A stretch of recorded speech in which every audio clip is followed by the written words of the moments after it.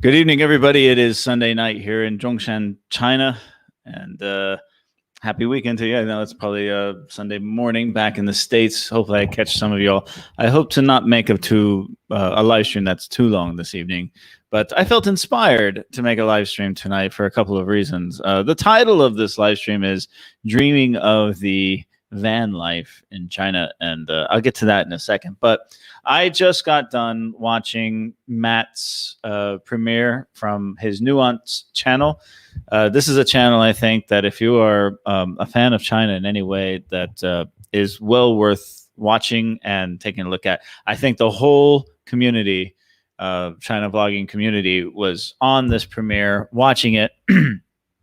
And he says a lot of things that need to be said, and he articulates things in ways that many of us are unable to. And I just want to give him a shout out and applaud. I know we're all thinking the same thing. Thank you, Matt, for what you do and what you say on that channel, because it needs to be said. It really does. And I'm very happy you did. I have been becoming increasingly frustrated when I watch certain things and seeing the attacks on my friends that are unwarranted and frankly not true. And it's not just friends in the YouTube community, it's my friends here in the Middle Kingdom. And so I love that someone's taking a stand, providing a commentary and nuance to these issues that we all live through in modern day China, that we're all living through in America, and we're all living together. So I applaud you, Matt. Thank you for what you do, man. Okay, if you haven't seen it, by the way, if you haven't seen the premiere, go watch it. He talks about those who shall not be named, and really just dives into their commentary with his own experience and his own knowledge that, quite frankly, I think is a hell of a lot more extensive than some guys who stand on their bully pulpits from a studio green screen. I wouldn't even call those guys vloggers anymore, at all. They're not part of the vlogging community. They really are just activists doing what they do. They are the epitome of armchair activism. That doesn't mean they're always wrong. They do say things that are sometimes correct, but you have to take a look at their agenda and why they say certain things. And Matt really points that out well. Okay, enough of that. Let's go into today's topic. I have one more week left at the college, one more week of teaching, and I'm very excited. It's my last week, and it's going to be a very busy week. Obviously, the last week usually is, but I can't wait to attack it. And after that, I am free for the summer. I always play the school's out for summer. So in my head, this time of year, we work very hard throughout the term. So what we've got planned, my last live stream, we talked about where shall I go next? And you guys had some really, really good ideas. In addition to the ideas I gave, some of the ideas that many of you gave, we might actually do. And so be on the lookout for that. The one I am planning to do for sure for my birthday in the middle of July will be Beijing. I want to go to Beijing for a few days and do the whole touristy thing in Beijing. Stay in two types of hotels. I'm going to stay in a very nice, luxurious hotel, and I'm going to stay in a Hutong area hotel, an old hotel. So I get both experiences. I'm going to eat a lot of food, and I'm going to go to the Great Wall, and I'm going to see the Forbidden City. And I know these vlogs might be boring to many of you out there, but you know what? It's my channel. It's what I love to do. So I'm going to make some vlogs while I'm there. And I'm going to go to the new Universal Studios because I am a theme park nerd. I love going to Disneyland and Universal Studios and getting lost in the fantasy. And this new Universal Studios in Beijing is supposed to be out of this world. So that's coming up in a couple weeks. Excuse me, got a frog in my throat. Today I had the day off, a Sunday, nice day. We drove Mona and I drove up to Guangzhou for the day. And we started by going to the RV show. I got some pictures of this here. Let me show you some pictures. I've been talking about it for a very long time, for years on this channel with my friends and family, that recreational vehicles are still in their infancy here in China, but they are going to explode in popularity over the next 20 years. And we're starting to see that now. We've gone through some of the rural areas of China. We've seen the building of some of these RV parks. I know Daniel Drumbrill actually owns one and has been doing this. I know Fernando has a rooftop tent and has actually gone into some of the most remote areas of China and done some vlogs out there. And I've gone camping in the area, but I've loved this idea of the van life. I have watched No Man Land, by the way. It was a great movie. That movie, we talked about it in another live stream. That movie with Frances McDormand won Best Director, Chinese director, right? She drove through some of the areas of America that I used to live in, including in South Dakota, the Badlands and the Black Hills, and also Northern California and some other places in the deserts out there that I spent a lot of time enjoying.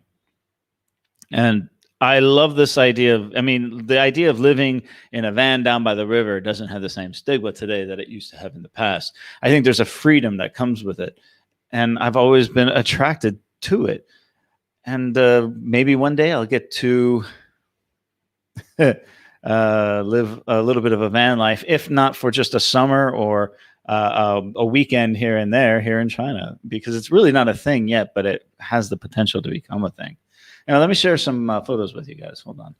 I had to pull them up. I did not prepare well for this, so it won't be too long, I don't think. Okay. Share. All right. So this is me at the RV show, which is at the Canton Fair area in Guangzhou. This is a Maxus minivan. It's a minivan that's converted into like a camper van. It's got one of those rooftop tents that pop out of the top. It's got a refrigerator. It's got a little kitchen, but it's also got all the luxury elements of a modern, Chinese minivan. And I loved it. This was my favorite one. And this is a preview of a future vlog because I took a whole vlog of what it was like at the RV show here. And I love this one because it's small enough to where I can use it as a daily driver. I can park it in underground parking. I can do a lot of things with this, but I can also use it as a mobile office. I can take it, on weekend trips. It was great. And I think it was about $50,000 for this one. It was one of the more expensive ones in the show, but it was also one of the nicest ones. I really, really like that one. I have another one. Okay. Oh, here. This was a Nissan. This is a minivan. This is a small little Nissan minivan. Similar setup with a rooftop pop tent and the bed in the back kind of folds. You can also get it with a table. We really like this one as well. This one was much cheaper. This was 200,000 renminbi, which I think is less than $30,000 for this one. And it came with this great tent awning and a external shower. And this table right here kind of attaches to the back of the van. And so again, this is a one that, when it's just me or when one other person, it would be very easy to drive all around the country, stay in some beautiful places, back up to some hillside and open up the back to have a beautiful view. You can do stealth camping in the cities. You can park it underground. You can go to Walmart and park it and get supplies and then get back on the road really easily, and it won't break the bank. So we really, really loved these ones. Oh, hold on. What the heck? Comments. Okay. So got a couple more I'll share with you, but my computer's acting really funny. So who all's out there? Mr. Hey Ren, dude, I literally meet workers from Universal Studios every weekend here in Beijing. There's no official opening date yet. I know there's no official opening date, but I want there to be an opening date soon. And I know it'll be very, very busy when I go, but I will really want to be one of the first ones to go. And I'm hoping it opens before the middle of July. It should open this summer, hopefully. It will keep our fingers crossed. It should open in the summer. I hope it does. But if not, I'm still going to have a great time in Beijing, no doubt. Okay, so I think this is another picture of the Maxxis fan. The other RVs at the show, you can see here, they're not that big. They're not very big. They're all similar size. Most of them are on a Ford Transit van chassis. There was a one or two on a Great Wall Motors truck chassis. Many of them are. There's a couple Dongfeng chassis. Most of them are C1. There were a couple that were not C1, but most of them were C1 licensed, so anybody can drive them on the roads here. But they also have this bubbly thing, that the overhead camper, the place where you sleep above the driver's seat, and it's this big bubble on top of the driver's seat where you have a bed, and they all have this big bubble on top. And I know that's a common thing even in Western RVs. I'm not that much of a fan of it, to be honest. I just think it's just not only ugly, but I don't feel comfortable sleeping in a place like that. But this one was the one I think would be perfect for a guy like me. I don't have a family. I don't have kids. This one would be very easy to tool around. I mean, you can make this your daily driver. So just an idea that I'm shoveling around my head. Now, it's funny. Really? From Singapore? Okay. Wow, that's a long ways away. All right, but it's funny that we mentioned. Oh, here's a couple other photos. I'll show you. Okay, so this is. You can see they all have this like bubbly top. They're all roughly the same size. There were a few trailers, a few small trailers. No fifth wheels, of course, but just small trailers. A couple used ones. A used one that we really liked actually.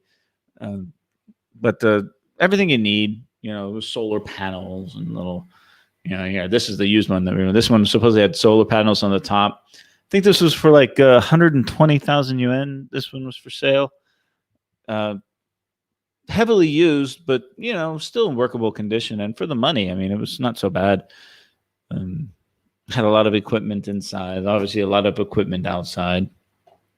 But it's funny that we went to this because my father actually sent me my father actually sent me some photos this morning. My father has an RV, and retired American. He's out enjoying, the beauty of America, and he sent me some photos of his RV, which I have taken video of and put in some of my videos in the past. And I've slept in this RV, and this was his dream, and I wanted to share some of it. He said it was okay if I shared them with him, with you guys. So let me show you some of my father's pictures of his RVs, and you can really get a sense of the contrast of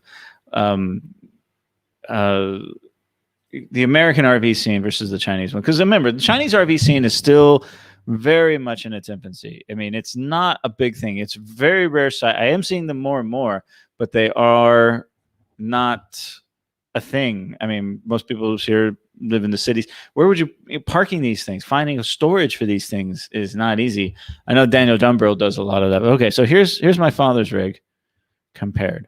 Okay. Well, let's see. Let's hold on. It's just not working with me. Let's try that again. Boom. All right. There it is. Okay, so first of all, he's got the F-150 Super Crew pickup truck with a big giant, and this thing is so big, my poor mother has to climb into it, literally like climb up into it. And it's a fifth wheel. This is an Arctic Fox with sliders and everything. I mean, my father worked his whole life to enjoy this in his retirement.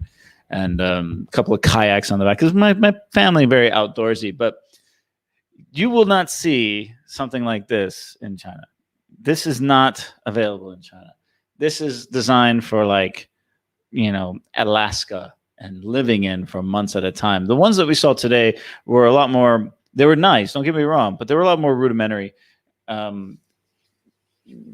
smaller, much smaller. I mean, you're just not going to find anything like this. I mean, you're not going to find a pickup truck this big either. You do have a couple of Raptors and stuff, but I don't think that you could drive this on the highways in China, at least not yet.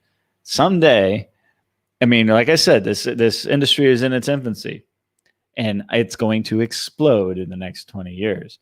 And someday you're going to start to see things like this on the roads here in China. It's coming. It's starting small, and you're going to see that in the vlog that I put out there in a little bit. But this is what's going to happen eventually in China. All right, I'll share a couple more. I love this photo. This is just the interior, the bedroom. I slept in here. I slept in here a couple of nights actually. Last time I was home. Some family photos, and this is a photo of my mother scuba diving out in the Catalina Island. And as you can see, it's got a very nice interior, sliding out, full kitchen. Okay,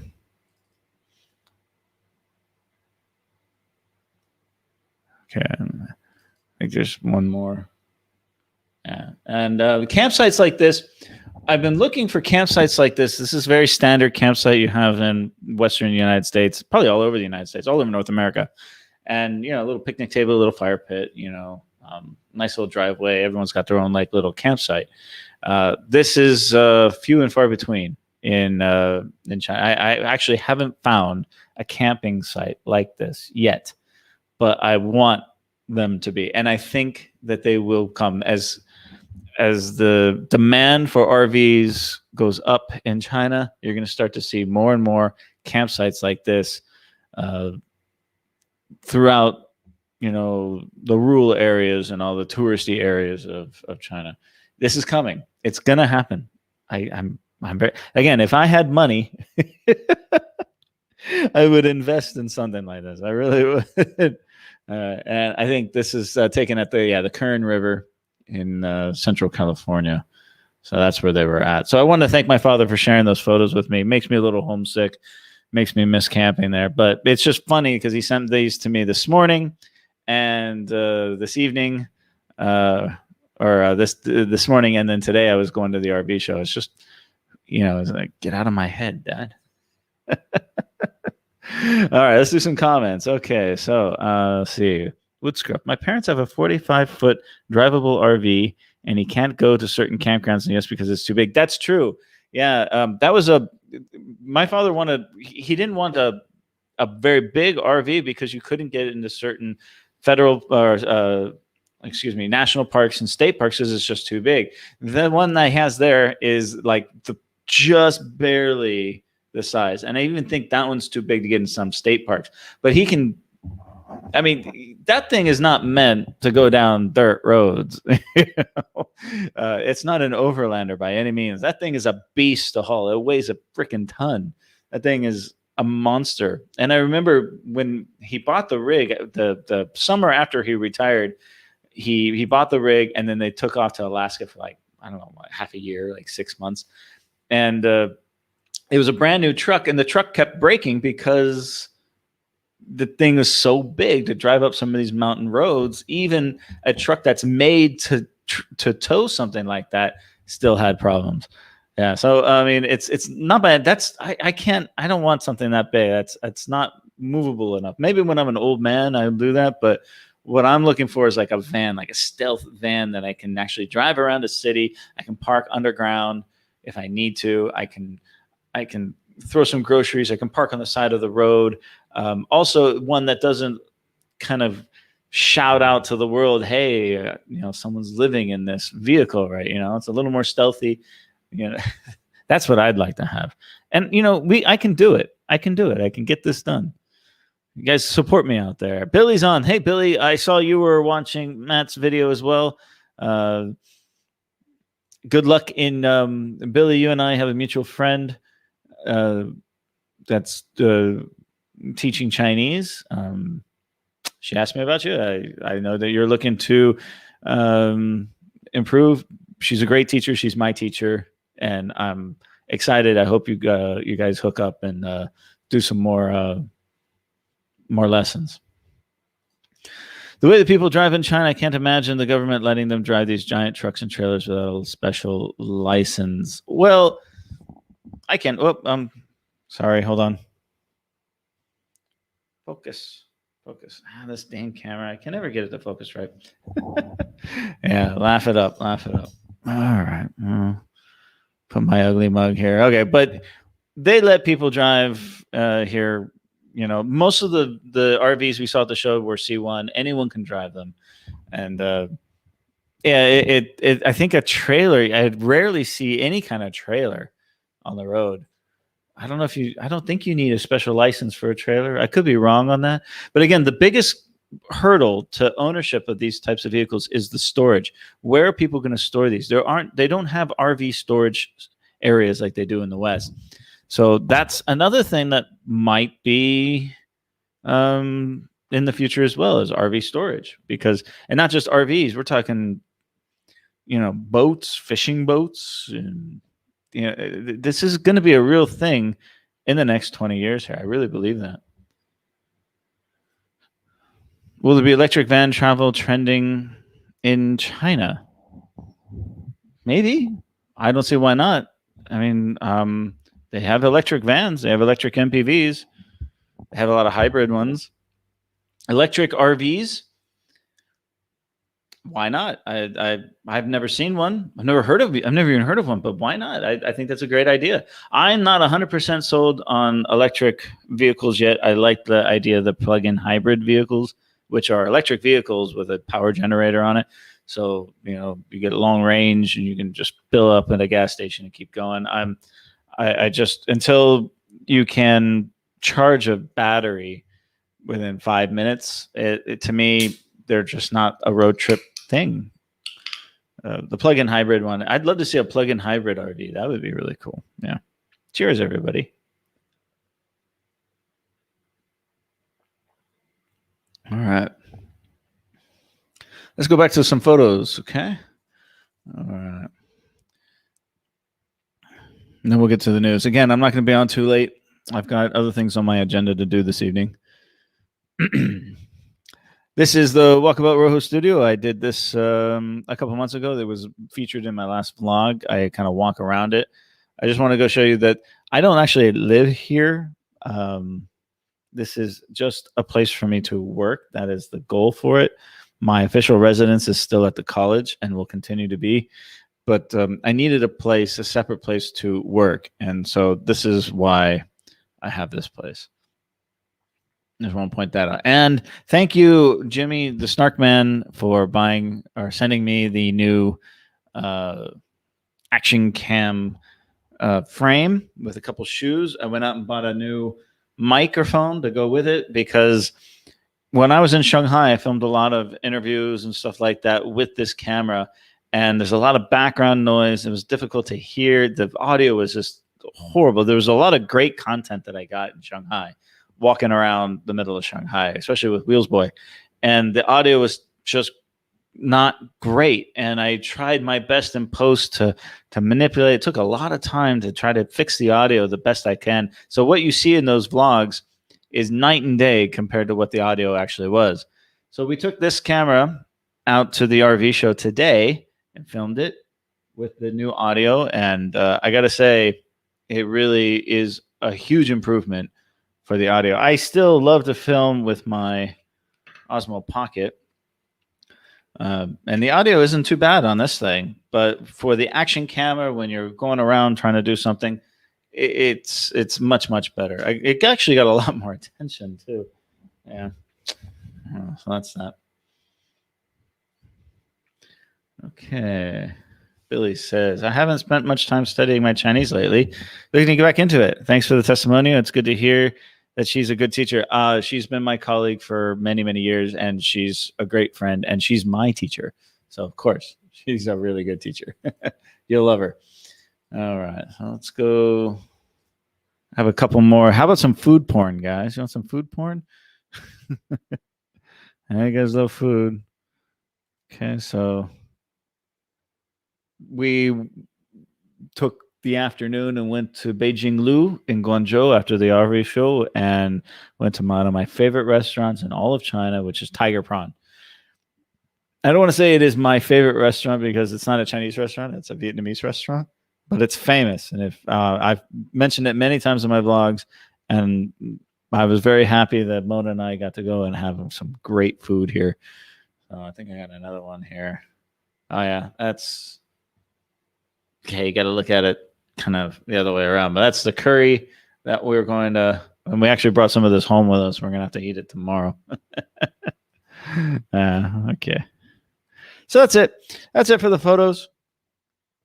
Life in general is going pretty good. Again, one more week at the college, and then I am free.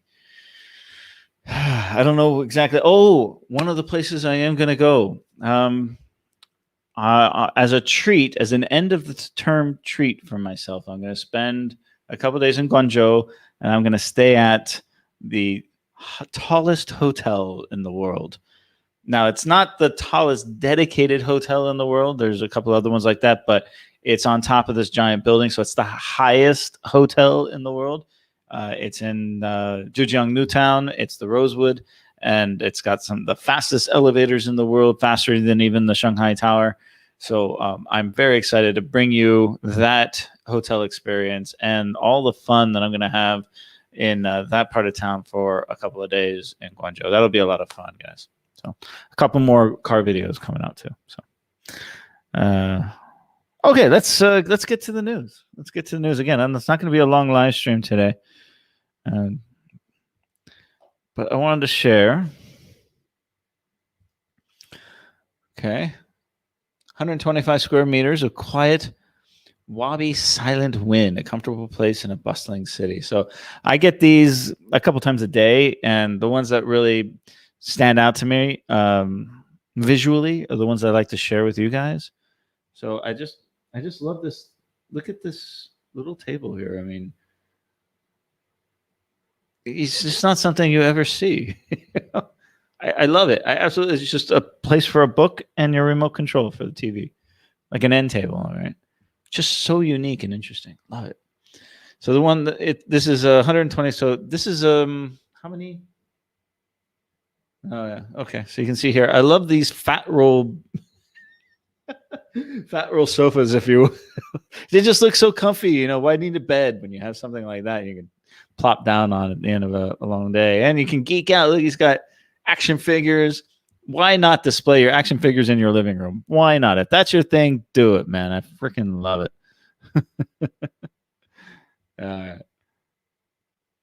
Yeah, great stuff.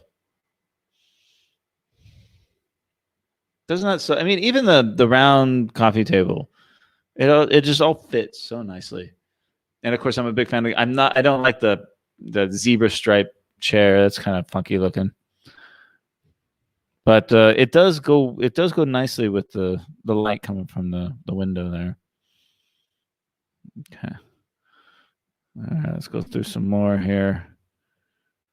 Into the kitchen. These hanging bulbs, I see a lot. This is kind of a thing.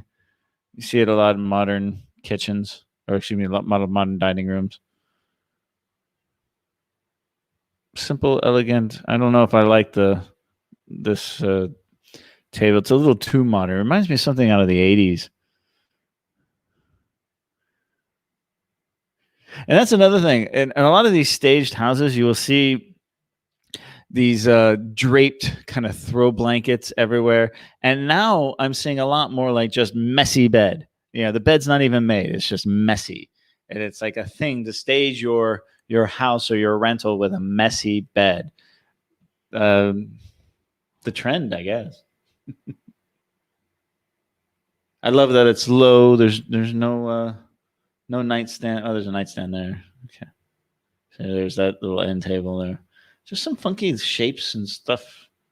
Okay, enough of that. Lewis Ricky asks, what is the focus of this channel? That's a great question, Lewis. I have no idea. I often ask myself and my friends, what is the focus of my channel? Where is it going? The only common denominator in the entire channel is me and what I like. it's my YouTube channel. I mean, I'm not a newscaster. I'm not a journalist. I'm just an English teacher, vlogger, sharing my life here in China about the things that I like. And I'm happy to see that many of you like some of this stuff too. I love making little videos and telling little stories and showing the beauty of the areas that I go to, not just in China, but around the world, and sharing my thoughts and opinions about life in general. There are certain things that I have a unique experience and expertise in, and so I share that, such as my hotel videos. I used to be a 5-star hotel manager. It's a very important part of my life, and I continue that as critiquing management and design and functionality of hotels everywhere I go. I'm a hotel nerd. I love staying in hotels, especially unique ones that give me a unique experience, and sharing that with all of you. I love natural beauty. I love hiking and camping, and I love getting my green therapy in. And so I make videos about those places and sharing it with all of you, especially if it's places that most people have never heard of. And let's face it, most people who watch my videos are in outside of China, and they've never heard of some of the places that I'm going to. And I love that. I enjoy going to famous places and giving my perspective on these famous places. But, if I go to the Canton Tower, well, there's a million videos on the Canton Tower in Guangzhou. So it's not all that special. But if I go to an obscure little canyon with a unique waterfall system and has some history, and that's something you're not going to see on these platforms. And I really, really enjoy that. I'm from Los Angeles, so I love cars. I've always been a fan of cars. And I remember when I first came to China and I looked around and I didn't have a single clue about what any of these cars were. I look around and I'm like, what is that? What is that? Wow, that thing is 5 years old? What is that called? Who built that? What kind of engine is in that? I mean, is that going to be around 5 years from now? And after 5 years, it has taken me this long to build up the knowledge that I have currently, which is still a fraction of what this market has to offer when it comes to cars. I mean, back home in America, yeah, I know every car model and every option. I follow the trends in the news, and quite frankly, even though America sells a lot of cars, the options available to purchase in the new car market are rather limited compared to that of China, which is just massive.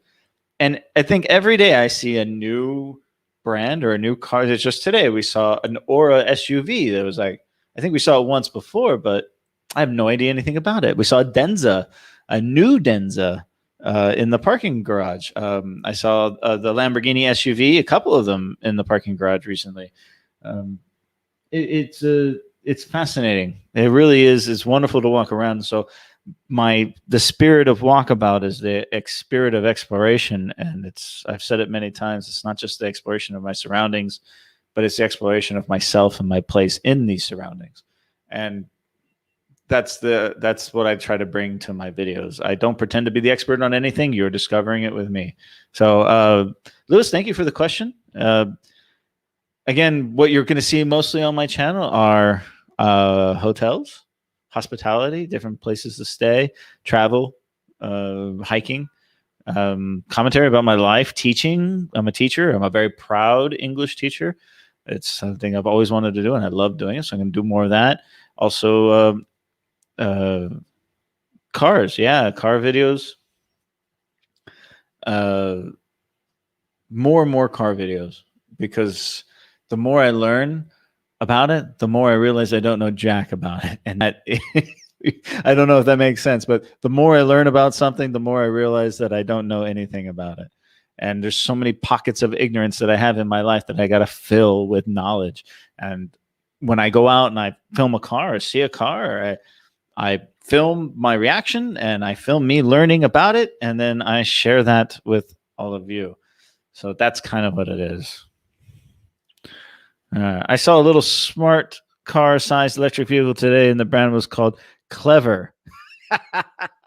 See, I've never even heard of that. And Billy lives right down the street from the next town over, and that's exactly it, man. It's so awesome and unique, and it's not just cars; it's everything. I mean, the RV show today was just a huge just barrage of new brands and new ideas and new vehicle concepts, and it was just like, oh my god, it blew my head away. You know?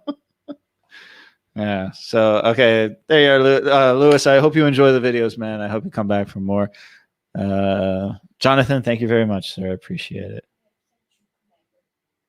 You sent me Clever before? No. That's Clever? That's the Clever? I thought that was the Aura. I'm an old man and my hair. Mona's passing it to me. This is a Clever. Interesting. The pink one. This was in Hojo. Okay, so Billy, is that the one? The Clever. And how much does it say it is? 40,000? 48,000 renminbi for this sucker. You know. This one can go on highway, and the range is 300 or 350. 350-kilometer range, and it can drive on the highway? Yes. Did you like it? You did like it, because I know you like the Black Cat. This is a two-door? Oh, okay, okay. There you go. I mean, you're learning with me, guys. Thank you, dear. There you go. Oh, my goodness. Going to start our own brand called Genius. Why the hell not? Everyone and their mother is starting a car brand these days. I mean, even if you don't sell a lot, you build up the you build up your equity, you build up your capital and stuff like that, and then you probably just sell it off to one of the majors. Which, you know, you're going to start to see. You're going to start to see a lot of consolidation in the car market today. By the way, I'm very bullish on car market here. I love Li Auto. I love the Neo. Yeah, Xiaopeng is okay. The design's not for me. I'm not a fan of their SUV. And their third vehicle was another mid-sized vehicle, a sedan. And I thought that was the wrong way to go. They should have gone with an SUV. But apparently this one has LiDAR on it, and they're going to be selling them like hotcakes. But I like Li Auto because they're focusing more on SUVs like Neo. And Neo is coming out with a new sedan, which it looks pretty awesome. I have to admit, I really, really like it. Yeah, it looks like okay. So that is the one, Billy. Thanks, brother. Okay. All right, going back to the news. Go back to the news. Okay, so Shake Shack is finally open in Guangdong. Okay, so for all of you don't know, I'm a huge hamburger fan, and this one is open. This is by Rikini Burgundy. I've done many stories by Rikini at That's Guangzhou. They love their hamburgers. So Shake Shack will finally open in Guangdong, although it's not Guangzhou yet. It's still pretty darn close in neighboring Shenzhen. Okay, so we have to go to Shenzhen to go to Shake Shack. We went to Shenzhen for Taco Bell. We can go to Shenzhen for Shake Shack. As we suspected, people started lining up at 8 a.m. for the official 11 a.m. opening. Take a look at some of the food and decor below, which was taken during the soft opening a few days later. So here it is. Shake Shack now open in Shenzhen. Hamburger Hunt Part 2 coming out soon. There's still one hamburger I have to go eat at my buddy's bar, friend's bar. I've eaten it many times. Many of you guys who have been to Zhongshan have probably gone to friend's bar. It's like the largest bar in town, one of the most famous ones. But I got to go on Thursday night. I've just been so busy Thursday nights that I don't want to go down there and have a beer and a burger. I just want to go to bed late at night on Thursday. So hopefully I get that one burger in, and then I'll release the new Hamburger Hunt, because there's a lot of really, really, really good hamburgers here in Zhongshan. New ones coming out. Fantastic Shenzhen. Look at that. A lot of sugar. There it is.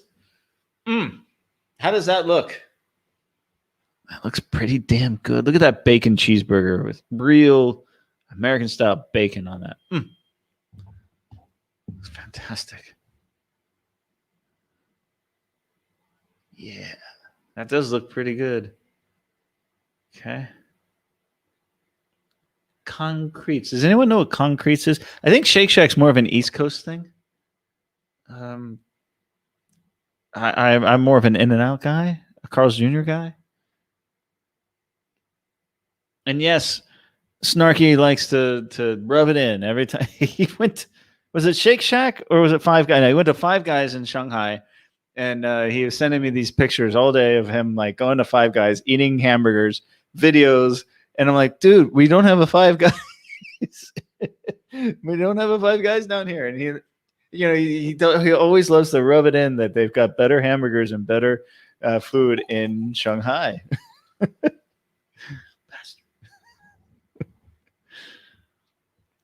All right, so that is Shake Shack in Shenzhen. Chinese automaker Chang'an Ford apologizes for raunchy ad. Okay, this was in Chang'an is the automaker that is partnered with Ford. They build the Fords here, and that's the joint venture. And Chang'an is famous for their design. To be honest with you, they have amazing designs. The Uni K, the Uni T, some of their interiors, beautiful, very, very good designs. Go watch my latest car show video I did on Labor Day, and I sat in and took a look at the Uni K. Beautiful, beautiful cars. We'll see about quality. I'm not a huge fan of Chang'an as far as quality goes, but everything is getting better, and I think that these are on the right track. But Chang'an Ford, a joint venture between China's Chang'an Automotive and U.S. carmaker Ford, has apologized for a video on social media that many critics say objectifies women. I want to know what you think about this. We have removed the content and are incredibly sorry for what happened. We will make sure our materials won't cause any discomfort in the future. Okay, I think that's a fair statement.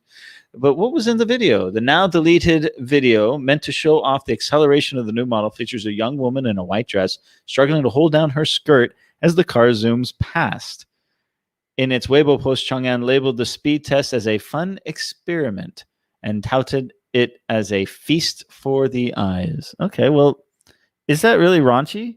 I mean, sex sells, right? I mean, it just reminds me of the ads you see of Marilyn Monroe standing above the gate, holding her dress down. I haven't seen the ad, so I couldn't tell you completely. Have you ever wondered if there's any truth to the scenes in Japanese mangas where the girl's skirt flies up and a boy runs past her? Today we have a girl wearing a white dress to help us recreate the scene, the automaker wrote. Okay, so they're comparing it with. I guess the Japanese mangas. Is it mangas or mangas? Mangas? I actually don't follow that. Shortly after the post went out, critics accused the company of portraying women as objects for the viewing pleasure of its male customers. Really? Okay. Have you been to an auto show? Lots of beautiful women in little skimpy little skirts standing next to BYDs. I didn't know much about this brand, but now I know that their target customers are creepy, perverted men. Okay. The Weibo user commented, another quipped, I think it's safe to assume that none of the people who signed off on this have daughters. The lack of awareness is mind-boggling. PC culture is going throughout the world, the Me Too movement. What do you think about that idea? The controversy soon caught the attention of Chinese state media. In a brief editorial, China Central Television, the country's state broadcaster, condemned Chang'an Ford for resorting to something tasteless and ridiculous for the sake of publicity. There's a thing here, riding the line. What is and what is not. And this is in every society around the world. It's in my country. It's here too. And what is the line? And, sometimes they cross the line. They don't mean to cross the line, but what they want to do is get right up to the line. They want to get right up to the line to be controversial and memorable as best as they can. They might have crossed the line here. I don't know. I haven't seen it. But have you been to Europe and seen advertisements in Europe? Okay, just saying. Here's an interesting one. Divorces fall 70% after government orders couples to cool off. If you don't know, there's a new law here where couples, before they get divorced, I think it's like 30 days. They have to take 30 days, a cooling off period. Here it is. The number of divorces recorded in China has fallen by more than 70% since the introduction of the mandatory cooling off period earlier this year. According to statistics released by the country's Ministry of Civil Affairs, 296,000 divorces were registered in the first quarter of 2021, compared to over 1 million in the final quarter of last year, a drop of 72%. There was nearly 52% drop year on year. Under the new civil code, which came into force on January 1st, couples filing for divorce must wait 30 days after submitting their application, during which time either party can withdraw the petition. They must then apply again after the month is up in order for the marriage to be ended. So the cooling off period. What do you think of this? Is this a good idea? Actually, tons of people, couples here, they get divorced for lower rates to buy new property. That's a big thing here in Guangdong, isn't it? Yeah. It's not just in Guangdong. So this thing here is all over China. So they set up this new, if you want to get to divorce, you have to make a reservation 1 month earlier, right? So this cooling off period has nothing to do with oh, I hate you, let's divorce. It's more about controlling the housing market. Yeah. Interesting. I'm sure there's a part of that. So if you don't know, in many cities around China, married couples have a limit to the amount of houses that they can own. So what they end up doing is they just get divorced on paper, and they can go out and buy as many houses as they want. So maybe this is something to stem that type of behavior. So very, very interesting. Divorces have been steadily increasing in China over recent years, due in part to reduced social stigma and greater autonomy for women, with wives instigating more than 70% of divorces, according to All China Women's Federation. 70% by women. I think it's over 90% are women in the States. This had sparked alarm among some policymakers, the trend coming as authorities encourage people to have more children in order to head off the potential demographic time bomb. That's a thing. I mean, if you just look at how many babies are being born today, and that's the future 20 years from now. So that's a real issue that's happening here. Marriage and reproduction are closely related. The decline in the marriage rate will affect the birth rate, which in turn affects economic and social developments. I'm not as doom and gloom about this. I think that the world will find equilibrium when it comes to declining population rates in developing countries. This issue should be brought to the forefront, he said, adding the ministry will improve relevant social policies and enhance propaganda efforts to guide the public to establish positive values on love, marriage, and family. Okay, I can support that. Nothing wrong. Cooling off period is key part of this push, as well as the incentives for people to marry and for women to have children rather than work. Last year, there were reports of couples rushing to divorce before the cooling off period came into force. Very few divorce cases can be approved in the first trial. Divorce cases usually last for at least 6 months, while more complicated cases could last 1 or 2 years. I wonder what the average time is for a divorce in America, especially if the lawyers get involved, right? Okay. Let's go to some comments here.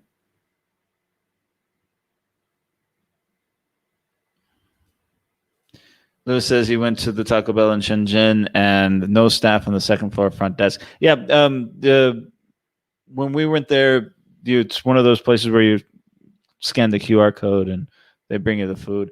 But I did see that there was very few staff actually there. It's hard to say whether it's raunchy or not without seeing that. That's true. That's very true. But they took it down. Cooling off period. It reminds me of the laws in California for buying guns. When you buy a gun from a gun store, you have to wait a certain number of days before you can go pick it up. It's 3 days, right? Isn't that right? The Brady bill was 3 days. 3-day background check, I think it was. I could be wrong. California might have more days than that. But yeah, it's to prevent someone from getting very angry with someone else, going to buy a gun and going to kill him. So, instead of going to a store and buying a gun and going to commit murder, now you have to wait. So you buy the gun, then you wait for the background check in a couple of days. And hopefully after a few days, you're not angry anymore,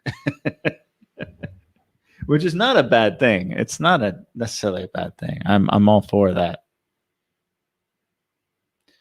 Lower mortgage rates and lower percentage of down payment. So if you're unmarried, you get a lower mortgage rate? Really? Wow. And a lower percentage as your down payment. Sorry If you're married, you get a lower interest rate.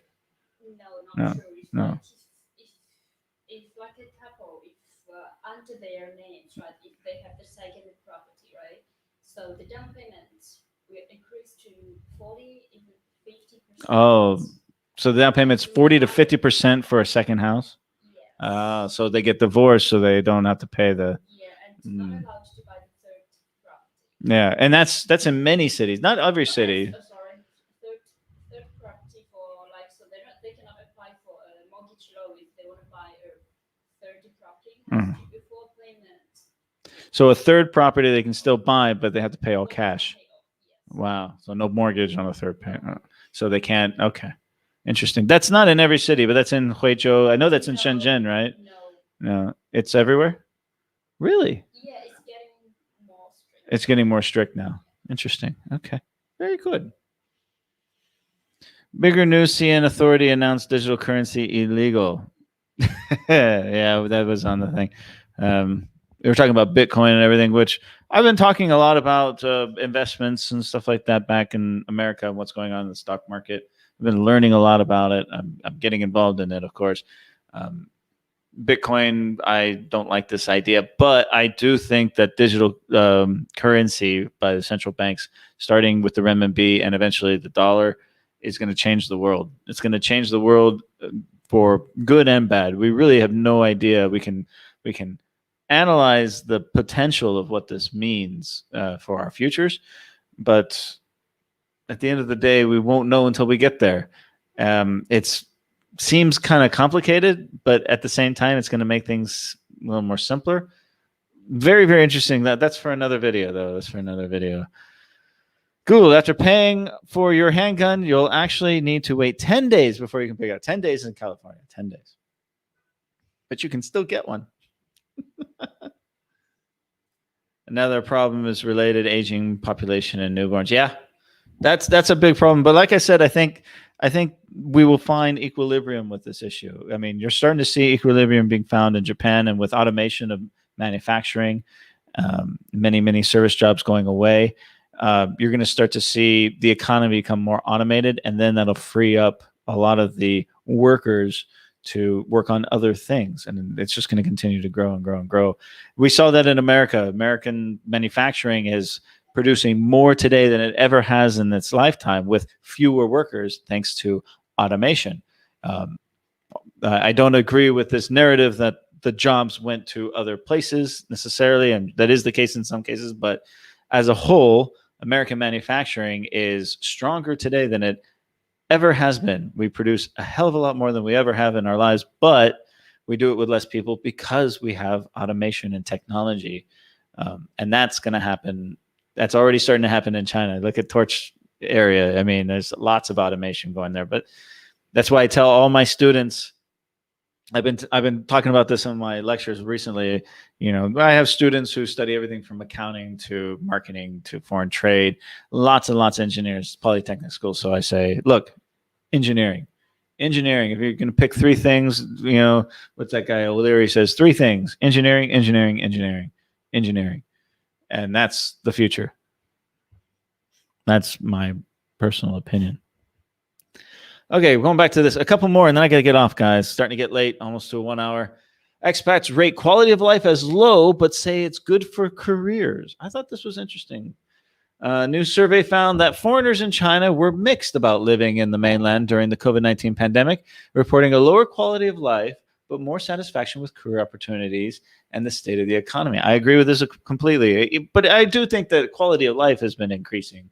Me personally, at least, that's my experience. But during the pandemic, life here was not normal. I mean, it wasn't normal for anybody. It's still not normal. We wear masks everywhere we go. We have, you know, QR codes. I mean, even at lunch today, we were at the restaurant and we had to fill out our form, you know, saying, okay, this is our phone number. This is who we are, right? Is that what you did, right? You had to fill out the form, right?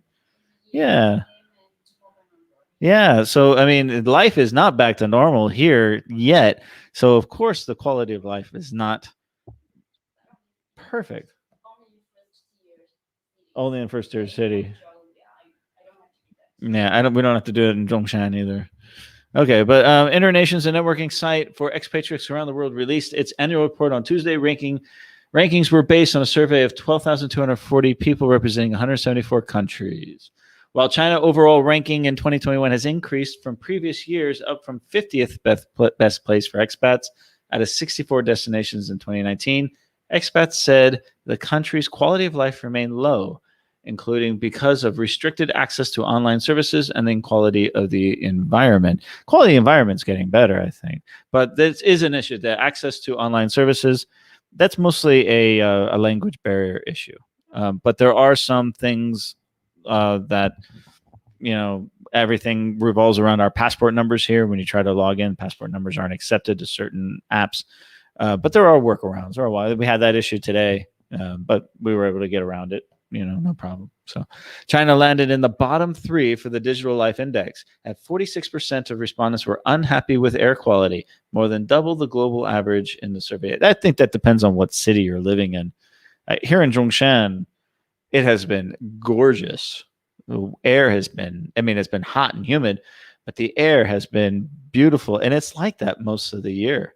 There are a few days where this, get a little smoggy, and it really depends on where you're living. On the bright spot was that foreigners in China said they had a satisfying working life, with 87% happy with the state of the local economy and 68% satisfied with their job security. China's was the only major economy to expand last year despite the pandemic, with its annual growth reaching 2.3%. Loved it.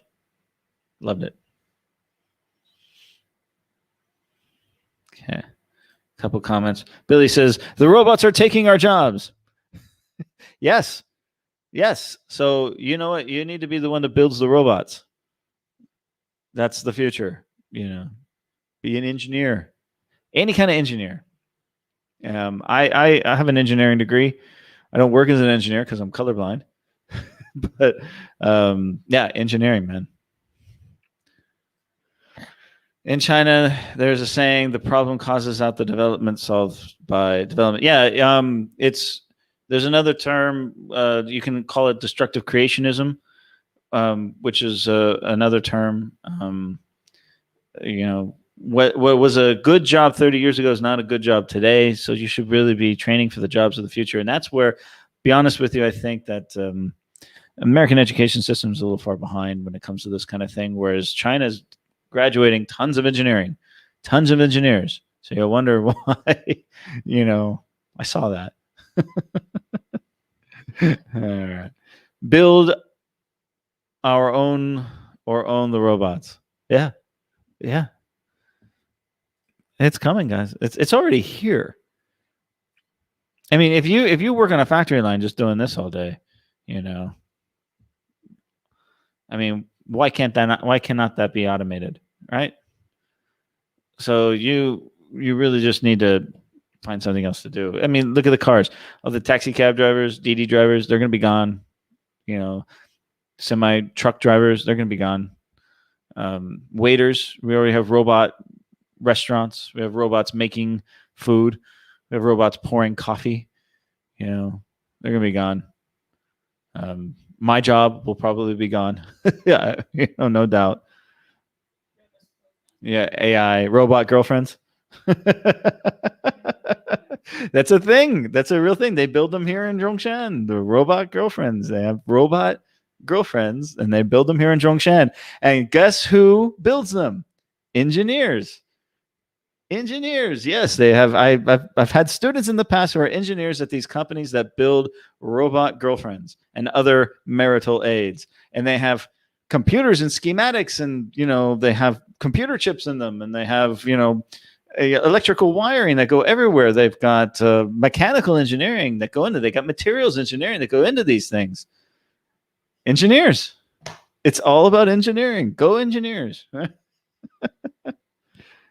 See, yeah, Billy even says, I did see a hamburger flipping robot arm. So even flipping burgers and frying fries at McDonald's, that's going away. It's going away. Brave new world we're coming into. All right, a couple more real quick. The footbridge across the Pearl River. This is the one right here. We were down here today. We were down in this area here, which was where the Canton Fair is. This is the Canton Tower, and of course over here is Zhejiang Newtown, the Ritz-Carlton, and the Rosewood, which I'll be staying at in a couple weeks. This footbridge is one of the, I think the footbridge connecting the Canton Terre and Ersha Island is one of the first landmark structures designed by a local design team in the core section of the central axis of Guangzhou, and will become the largest and widest footbridge in the world. And it's opening soon. And it's needed to get from the major, Guangdong Provincial Museum and the Guangzhou Opera House and the mall there, and where the American consulate is, and all the big, tall skyscrapers. Cross the river to the Canton Tower. You either have to get on the crowded subway system and go across, or take the ferry across. You cannot walk from here to here because these bridges, these road bridges, are so far out of the way. So building this bridge is very exciting if you're a tourist or if you're just going for a walk in the center of town. I'm very excited for this one. They're actually going to be building 2 of them. So, okay, we need to name it. Okay, so they need to name the bridge. Okay. Now the footbridge is soliciting names from all over the world. The first place will receive a bonus of 50,000 yuan. Second place will receive a bonus of 30,000. Name it, guys. Go online, name it. Now the second bridge is going to be, where is it? Is it here? This one? Is that it? That's the second one, I think. Yeah, that's got to be it. Guangzhou's second footbridge across the Pearl River is expected to start construction soon. A notice for the construction site at Ersha Island shows the bridge is expected to connect the Ersha Island with the Wuyang New Town. That's it right here. That's got to be it right here. So more footbridges. Great. Love it. Awesome. Bring it. All right, last one. I got to get off, guys. Lewis says, jogging must be fun there. It is. I've gone running along that river. I've gone for a walk. I've gone jogging there. It's great. It's hot. But especially at night, it's a wonderful place to go for a walk at night because the river's lit up. They got boats that are lit up, that go down the river. There's restaurants and, people at the nightlife there. Along that whole river from Shamian Island to Zhejiang Newtown, on both sides of the river, is an awesome place to go for a nice long walk at night. All right, last one. I got to get off. All right, one more design. Oh, did I already show this one? I already showed it to you guys. Ah, darn it. This is the one. I must have deleted the other one. Oh, shut. Sorry, guys. We'll have to be in the next live stream. All right, but that's an hour into it. We're done.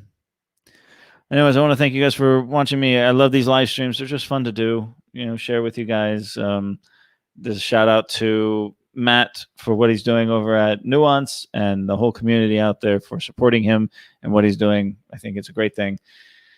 And support the channel. Maybe one day I can live the van life here in China. That would be a dream of mine. I live in a van down by the river. If you don't know what that cultural reference is, just Google it. Buenos noches, Billy. All right, take care, guys.